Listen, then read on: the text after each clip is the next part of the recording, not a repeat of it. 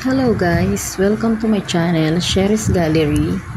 Ngayon ay magluluto tayo ng kasaba cake at ito na nga po, nag-harvest tayo ng kasaba sa aming bakuran. Ayan yung mga pinagtanggalan ko ng kanyang tangkay at nandito po ang aking na-harvest na kasaba. Gagawin natin tong kasaba cake. Ayan. At nilagay ko nga po ito sa ating planggana. Ngayon ay huhugasan po natin siya, lilinisan, babalatan at gagadgarin. Ayan, nabalatan na po natin, nalinisan at nahugasan na. Ngayon naman po ay gagadgarin na natin ang ating kasaba. Ayan. Sa tansya ko ay 1 kilo po ito lahat. Kaya pang 1 kilo po ang ating gagawin. Ayan, gagadgarin ko nga po siya sa maliliit na gadgaran. Tiyaga ang paggadgad lang po. Kailangan hindi natin isasali yung gitna ng kasaba dahil hindi natin yung kailangan. Matigas po iyon. Dahil para siyang kahoy. Ayan, maugat, ganun. Kaya hindi natin isasama ang gitna ng kasaba. Ayan, nagadgad ko na nga po siya. Bago nga po pala natin lagyan ng mga sangkap ay naka-prepare na po ang ating mga molders. Ayan, ng ating lyanera na paglalagyan. Greenish ko po ito ng mga langis na unang mantika. Ayan. At ngayon ay ilalagay na natin ang ating mga sangkap. 1 latang condensed milk. Ayan. Sisimutin po natin yung condensed milk dahil sayang ng spatula. Pero hindi ko na pinakita kasi matagal. Ayan. At lagyan na rin po natin ng iba konti lang. At nilagyan ko nga po ito ng wash sugar at 2 itlog. Inihalo ko na rin po. Hahalo-haluin lang po natin siya hanggang sa mag-combine o mahalo ng mabuti ang mga sangkap. Ayan. Bago natin siya ilagay sa ating molders. Ito nga pong palang kasaba ko ay i-steam ko muna tapos ilalagay ko sa aking stovetop oven. Dahil medyo pag-steam kasi medyo basa-basa. Conforme po yan sa pagluluto ng kasaba cake. Meron po tayong kanya-kanyang pamamaraan. Ito po ang aking way ng pagluto ng kasaba cake. Dahil wala po akong oven. Kaya stovetop lang po ang gamit kong oven. Kaya ayan. I-steam ko po muna siya hanggang sa maluto. Tapos ay ilalagay ko po siya sa stovetop oven para matuyo po ang kanyang toppings o yung ating pinaka toppings sa ibabaw. Bago natin siya gagadgaran ng cheese. Ayan. Hinahalo-halo ko na nga po ang ating mixture na kasaba cake. Ayan. Masarap po ito kasi bagong ani at malambot po ang ating kasabang tanim. Ayan, pag may itinanim, may aanihin. Ganyan lang po ang aking routine dito sa aking bakuran. Ang pagtatanim lang ay aking libangan. At ayan, naging source din po namin ng pagkain. Nakakatipid po maski papano, hindi na namin kailangan bilhin ang aming kasaba. Ayan, at nahalo ko na nga po siya lahat. Ngayon ay ilalagay po natin siya sa mga molders. Ayan. Bali yung plastic molders po ay diretso na po natin kakainin. Hindi ko na po yun ilalagay sa oven dahil malulusaw. Plastic lang po kasi siya. Bali yung mga lyanera lang po ang ilalagay natin sa oven. Ayan. Na-mix ko na nga po siya ng mabuti.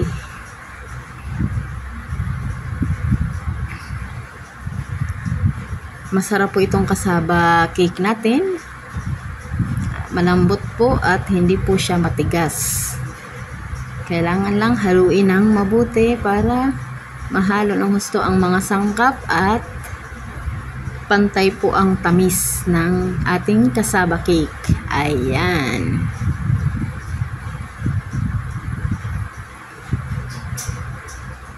Ayan, medyo may egg, yellow egg pa. O yung yellow ng itlog natin. Ayan. Kaya kailangan haluin mabuti. Kutsara lang po ang pinanghahalo ko. Dahil kung wire whip ay didikit siya. Masyadong malalaki yung hibla ng ating kasaba. Sayang kung mapupunta lang sa loob ng wire whip. Kaya kutsara na lang. So, tiyagaan lang pong halu-haluin para mahalo ng husto. Ayan. Marami pong paraan kung paano lutuin ang ating kasaba cake. Ayan. Iba-iba po. Ngayon nga po ay ilalagay na po natin siya sa mga molders.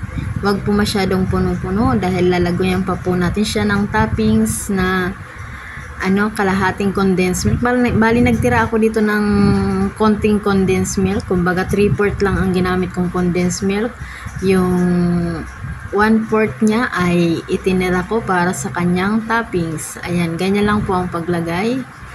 Pero dadagdagan pa po natin mamaya yan kasi tatansyahin pa po natin kung gaano lahat karami sa isang llanera. Ayan, huwag masyadong puno-puno kasi may ilalagay pa tayong toppings. Yan.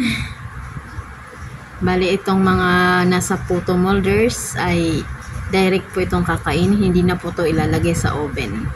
Dahil kami lang naman po ang kakain, ayan. Syempre mamimigay ako sa aking kapitbahay, mga 1 o 2 ganon, para matikman din po nila. Ayan.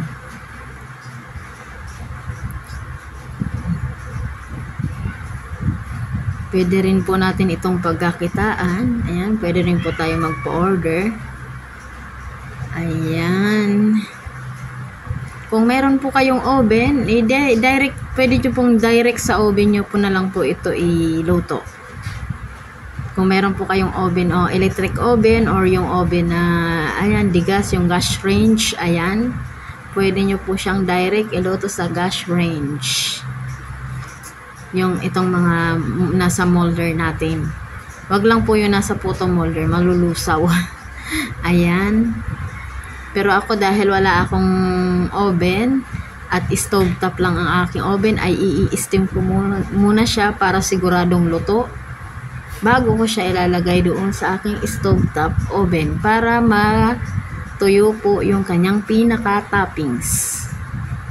Ayan, matatapos na nga po tayo at isasalang na po natin ito sa oven. Dagdagan natin yung mga konting-konting nalagyan kanina.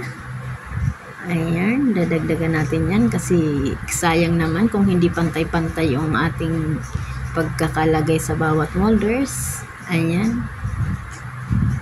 Bali sa isang mixture na ganito, ang nagawa ko po ay 5 llanera, 5 o 6, ganun po ang magagawa nito kasi para may sobra pa siya, medyo marami pa, isang llanera pa. Tapos 6 na molders ng puto. Ito pong size ng aking puto molders ay large size. Ayan. Dahil i-steam naman po siya, kaya ayan. Tatry po natin ng naka-steam pero hindi na ilalagay sa stove top oven. Pwede rin po yun. Ayan.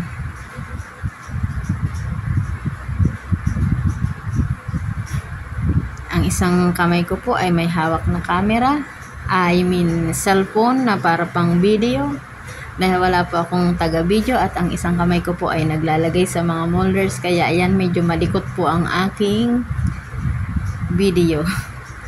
Gumagalaw-galaw. Ayan. Wala pa ako yung tripod na yan. Okay lang yan. Tiyaga-tiyaga lang po. Ayan.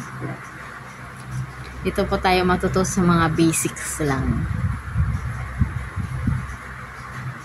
At kung bago po kayo sa aking channel ay pa-subscribe, pa-like po para pa po sa updated po kayo sa aking mga bagong video. Ayan. Matatapos na po tayo maglagay sa ating mga molders.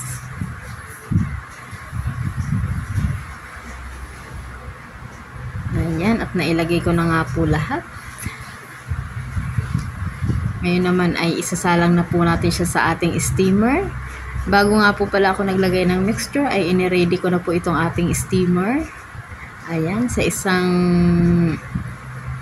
isang layer ng steamer ay 3 po ang kasya na llanera at ang iba po ayan pinagkasya ko siya sa ibabaw. Bali i-steam lang po natin siya ng 1 hour. Ayan. 1 hour po natin siyang i-steam para maluto lahat.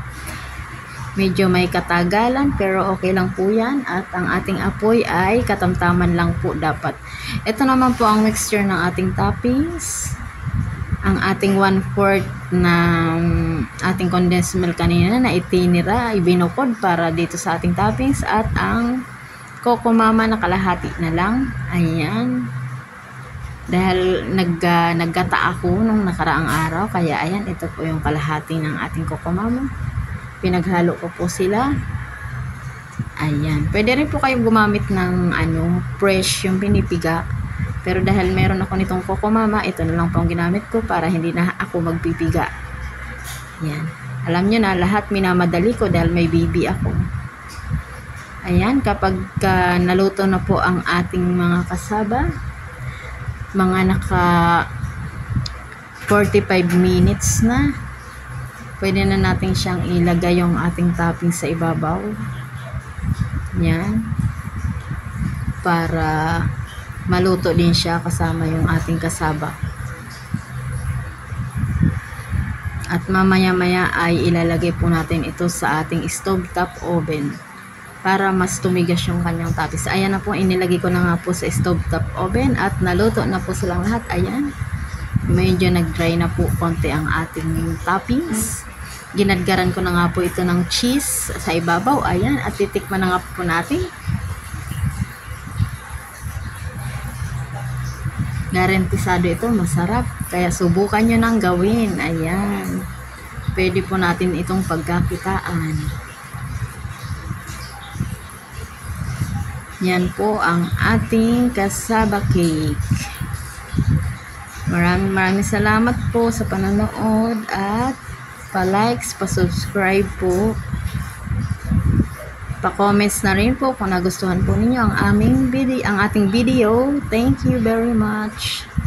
Ayan.